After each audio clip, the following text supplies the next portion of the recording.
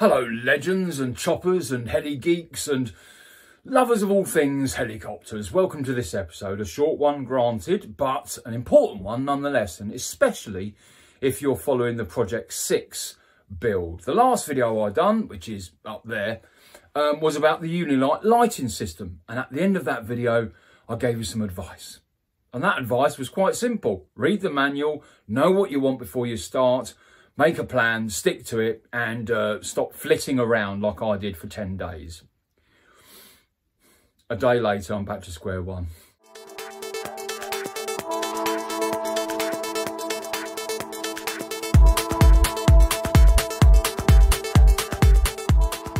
Right, I think you know what you're looking at by now. I've put it on the table this time, but let me give you a quick orientation. Transmitter. This switch represents auxiliary 2, which is channel 7, comes up to a couple of 40mm fans, and obviously this powers our servos for our landing gear. This cable here, going all the way around to the back to the Unilight 4 box, that is channel 8, auxiliary 3, and that Unilight box powers the sound module and the 2 speakers and also the lights. Channel 1 on the lights is our strobes, which are integrated into these teardrop lights.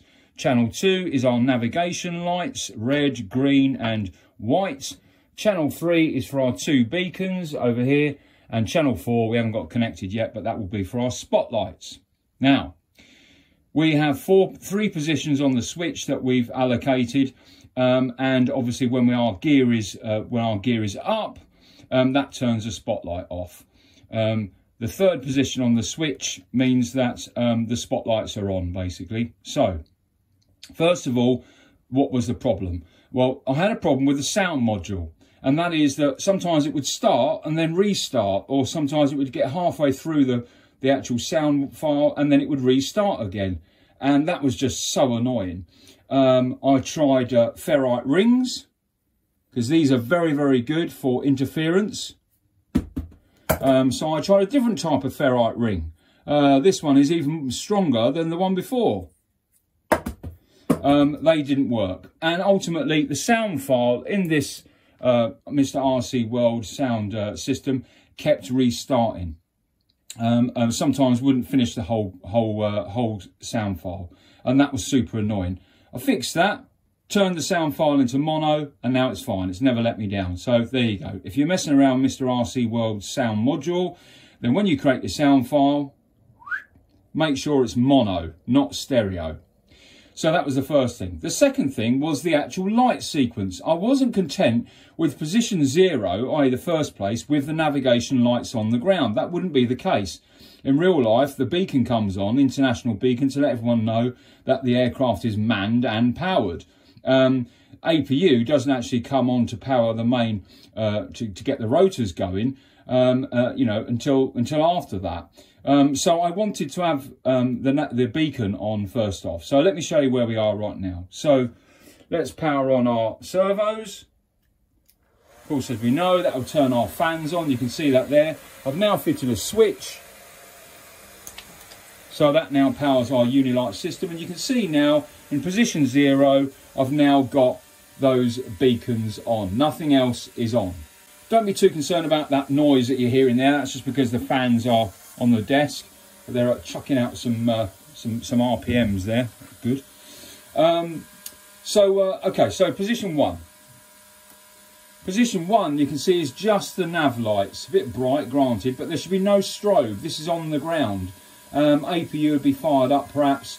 In real life, the aircraft would be taxiing. There wouldn't be any strobes on the ground until they were in the hold-off point, or until it started to take off, essentially.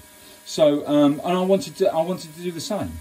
And I couldn't do that in the last one because I didn't have the right settings on the actual servo, on the servo position. So, position 3 means that the strobe lights will come on and the sound module will start. And I've reduced the sound module to be exactly 1 minute. It will ramp up and then it will ramp down, and we'll play all of that.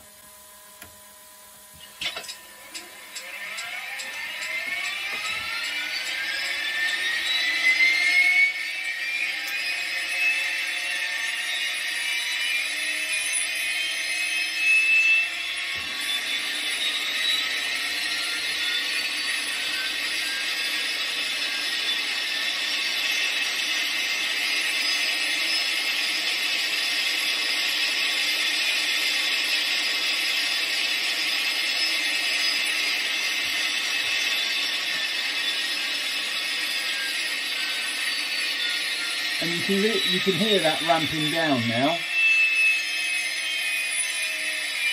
And at the end there'll be a 5-second pause, which enables me, and I've landed it for example,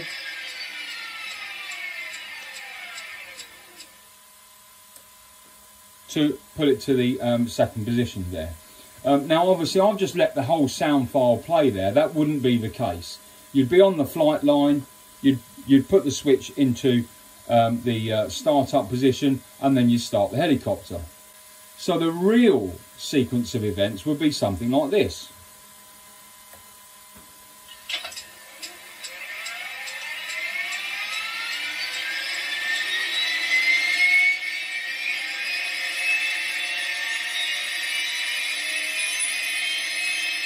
APU's kicked in.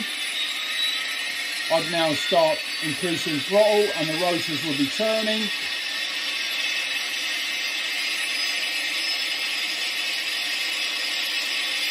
I'd now very likely be off the ground, moving forward and gear up. The sound will cut off completely, and of course we're now in the flight mode now, with the strobe lights on and the double flash on the beacon. Flying around, 4.5 minutes comes along and it's time for me to land. So I'm going to put my gear down.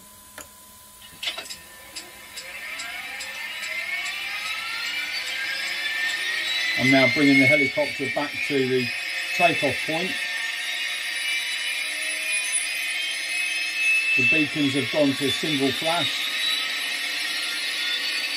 APU is kicking in, which in real life sometimes is a procedure for emergencies. I just like the fact that I want the noise. I'm settling the helicopter down now and coming off of the throttle.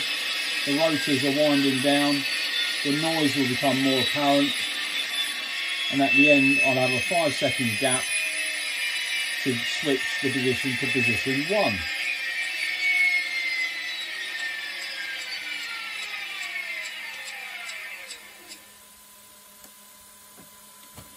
And there we go. That's how it should be. I'm very pleased that after what is now 12 days, I eventually get to what I wanted in the first place.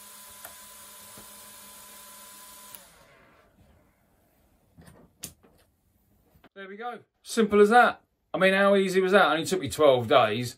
That's what I wanted in the first place. And the reason why I had the difficulties was making sure that I got exactly the right place on the actual the pulse width for those switches, and it helped me out greatly when I was putting that video together, and reminded me that perhaps I should have read the manual again, and took a little bit more time over it. Of course, with the landing gear, that's you know, switching, simple mixing in the transmitter. The transmitter does all that. Key thing is put it into that third position for the lights, take off, gear up, fly around, enjoy it, come back, gear down, land it. As soon as that sound finishes, then put the switch to position 1 or in the middle, and you'll just have the navigation lights.